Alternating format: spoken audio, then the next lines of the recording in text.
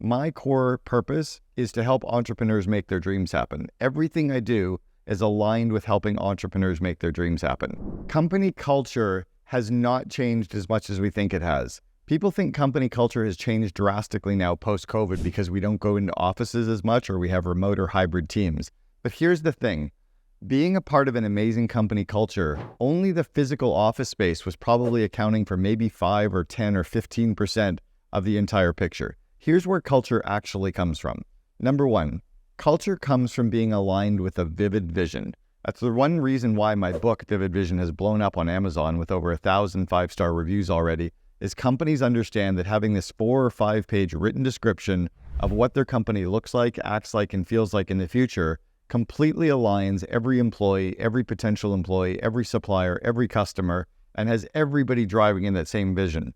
That's the number one way where a company actually grows their company culture. Number two, an obsession and alignment with your company's core values. A company should only have a maximum of 5 core values, not 6, not 8, not 10. The reality is if you have more than 5, some of those are merely aspirational values, not necessarily core. My definition of a core value is you have to be willing to fire people who break them. They should be short, easy to understand phrases that need no explanation whatsoever. You can have sub-bullet points as to how to demonstrate them in a company, but the core value when you read it should be very, very clear, like deliver what you promise. Doesn't need any explanation. We understand that. Or respect the individual. I understand that. The only time I've ever let a company have a single word was a company that I coached from 40 people up to about 600, Blue Grace Logistics. They had a single word of one of their 5 core values, and the single word was simplify. And I'm like, damn, that's really good.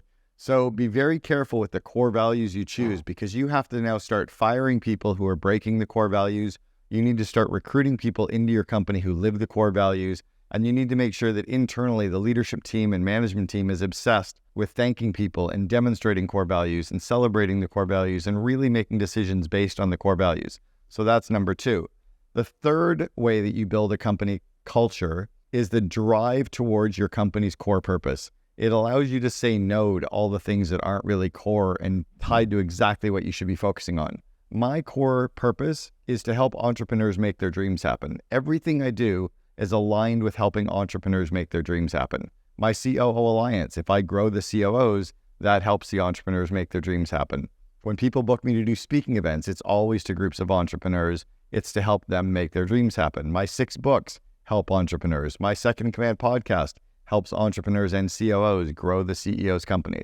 My Invest in Your Leaders course is all giving the skills to managers and leaders so that they can grow their company for their CEO. Everything I do, my individual coaching, my group coaching, it's all aligned with my core purpose. So that's where culture comes from, is the alignment with your core purpose, your core values, your vivid vision. And last corner, if we think of this like a jigsaw puzzle, the last of the 4 corners of your jigsaw puzzle is your BHAG. It's your big, hairy, audacious goal.